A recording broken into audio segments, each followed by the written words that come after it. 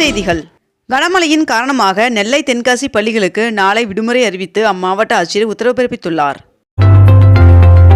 தமிழகத்தில் நாளை கோவை, நீலகிரி, திருப்பூர், தேனி, திண்டுக்கல், மதுரை, விருதுநகர், ராமநாதபுரம், சிவகங்கை, தென்காசி, தூத்துக்குடி, கன்னியாகுமரி ஆகிய மாவட்டங்களில் கனமழை பெய்ய வாய்ப்புள்ளதாக வானிலை மையம் தெரிவித்துள்ளது. ஒரே நாடு ஒரே தேர்தல் திட்டத்தை முழு பலத்துடன் போராடி தடுத்து நிறுத்துவோம் என்று முதலமைச்சர் மு.க.ஸ்டாலின் அவர்கள் தெரிவித்துள்ளார். தமிழ் வளர்ச்சித்துறை சார்பில் மதுரை உலக தமிழ் சங்கத்தில் டிசம்பர் 15ஆம் தேதி முதல் டிசம்பர் 21ஆம் தேதி வரை இளந்தமிழர் இலக்கிய பயிற்சி பட்டறை நடைபெற உள்ளதாக தெரிவிக்கப்பட்டுள்ளது. விழுப்புரம் மாவட்டத்தில் தென்பெண்ணை ஆற்றங்கரையோர மக்களுக்கு வெள்ள அபாய எச்சரிக்கை விடுக்கப்பட்டுள்ளது. ஒரே நாடு ஒரே தேர்தல் முறைக்கு பிரதமர் நரேந்திர மோடி அவர்களின் தலைமையிலான அமைச்சரவை கூட்டத்தில் ஒப்புதல் வழங்கப்பட்டுள்ளதாக தகவல் வெளியாகியுள்ளது. 2024-25ஆம் நிதியாண்டில் பதிவுத்துறையில் டிசம்பர் 11ஆம் தேதி வரை 14,525 கோடி ரூபாய் வருவாய் ஈட்டப்பட்டுள்ளதாக தகவல் வெளியாகியுள்ளது. பூண்டி ஏரியிலிருந்து வினாடிக்கு 1000 கன அடி உபரி நீர் திறந்துவிடப்பட்டுள்ளது.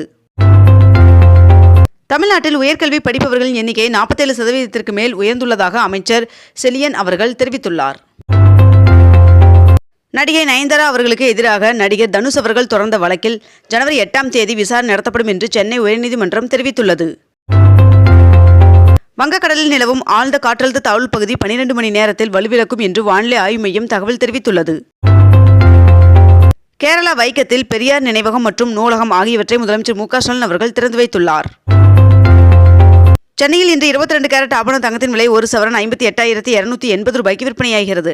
அதேபோல் 1 கிராம் வெள்ளியின் விலை கிராமிற்கு ₹1 அதிகரித்து 1 கிராம் வெள்ளி ₹104 விற்பனை செய்யப்பட்டு வருகிறது. நடிகர் ரஜினிகாந்த் அவர்களின் பிறந்த நாளுக்கு முதலமைச்சர் மு.க.ஸ்டாலின் அவர்கள் வாழ்த்து தெரிவித்துள்ளார். இன்று முதல் 14ஆம் தேதி வரை திருச்சி NITயில் 14வது கட்டமைப்பு பொறியியல் மாநாடு நடைபெற உள்ளதாக தெரிவிக்கப்பட்டுள்ளது. தமிழகத்தில் இன்று அரியலூர், தஞ்சாவூர், திருவாரூர், புதுக்கோட்டை ஆகிய மாவட்டங்களில் மிக கனமழை பெய்ய வாய்ப்புள்ளதாக வானிலை மையம் தெரிவித்துள்ளது. நாகூர் சந்தனக்கூடு ஊர்வலத்தை முன்னிட்டு நாகை மாவட்டத்திற்கு இன்று உள்ளூர் விடுமுறை அறிவிக்கப்பட்டுள்ளது. துணை முதல்வர் உதயநிதி ஸ்டாலின் அவர்களின் பிறந்தநாளை முன்னிட்டு நடைபெற்ற சிலம்பு போட்டியில் வெற்றி பெற்ற மாணவர்களுக்கு பரிசு வழங்கினார் அமைச்சர் அன்பில் மகேஷ் அவர்கள். வெம்பங்கோட்டை 3ஆம் கட்ட ஆராய்ச்சியில் நீல நிற கண்ணாடி மணி சுடுமண்ணால் ஆன பதக்கம் கண்டறியப்பட்டுள்ளது. ராமநாதபுரம் மாவட்டத்தில் கோவில் திருவிழாவை முன்னிட்டு வருகின்ற ஜனவரி 13ஆம் தேதி உள்ளூர் விடுமுறை அறிவிக்கப்பட்டுள்ளது. திருவண்ணாமலை கார்த்திகை தீப திருவிழாவை முன்னிட்டு விழுப்புரத்தில் இருந்து இன்று முதல் 15ஆம் தேதி வரை சிறப்பு ரயில்கள் இயக்கப்படும் என்று தெற்கு ரயில்வே அறிவிப்பு வெளியிட்டுள்ளது. சைதாப்பேட்டை மெட்ரோ ரயில் நிலையத்திற்கு அருகே வணிக வளாகம் கட்ட 33 கோடி ரூபாய் மதிப்பில் ஒப்பந்தம் கையெழுத்தாக உள்ளதாக தகவல் வெளியாகியுள்ளது. பெரம்பூர், வில்லிவாக்கம் இடையே சென்னையில் 4வது முனையம் அமைக்க வலியுறுத்தப்பட்டுள்ளது. திருவண்ணாமலை மகா தீபத்தை ஒட்டி மலை மீது ஏற பக்தர்களுக்கு அனுமதி இல்லை என்று அறநிலைத்துறை அமைச்சர் சேகர்பாபு அவர்கள் தெரிவித்துள்ளார்.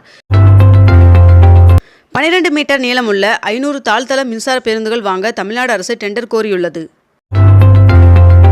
தமிழ்நாட்டில் இதுவரை 1958 நூலகங்களுக்கு வைஃபை வசதி செய்து தரப்பட்டுள்ளது என்று அமைச்சர் அன்பில் மகேஷ் அவர்கள் தெரிவித்துள்ளார். கலைஞர் கைவினை திட்டத்திற்கு இன்று முதல் மேற்கண்ட இந்த இணையதளத்தின் மூலம் விண்ணப்பிக்கலாம் என்று தெரிவிக்கப்பட்டுள்ளது. கல்வி உதவித்தொகை திட்டத்தில் வருடாந்திர குடும்ப வருமானத்தின் உச்சவரம்பினை 2,50,000 ரூபாயிலிருந்து 8 லட்சமாக உடனடியாக உயர்த்தி நிர்ணயிக்க வேண்டும் என்று பிரதமர் நரேந்திர மோடி அவர்களுக்கு முதலமைச்சர் மு.க.ஸ்டாலின் அவர்கள் கடிதம் எழுதியுள்ளார். சென்னை மாநகராட்சியின் சார்பில் 279 கோடியில் புதிய திட்டப்பணிகளை துணை முதல்வர் உதயநிதி ஸ்டாலின் அவர்கள் தொடங்கி வைத்துள்ளார். உணவு நிறுவன பணியாளர்களின் பணி நிபந்தனையின் திருத்தம் உட்பட பேரவையில் ஒரே நாளில் 10 திருத்த மசோதாக்கள் தாக்கல் செய்யப்பட்டன. தமிழக அரசு போக்குவரத்து கழகத்தின் மொத்த கடன் 21,980 கோடியாக அதிகரித்துள்ளது என்றும் 2017ஆம் ஆண்டை ஒப்பிடும்பொழுது தமிழக அரசு போக்குவரத்து கழகத்தின் கடன் 3 மடங்கு அதிகரித்துள்ளதாக CAG அறிக்கையில் தெரிவிக்கப்பட்டுள்ளது.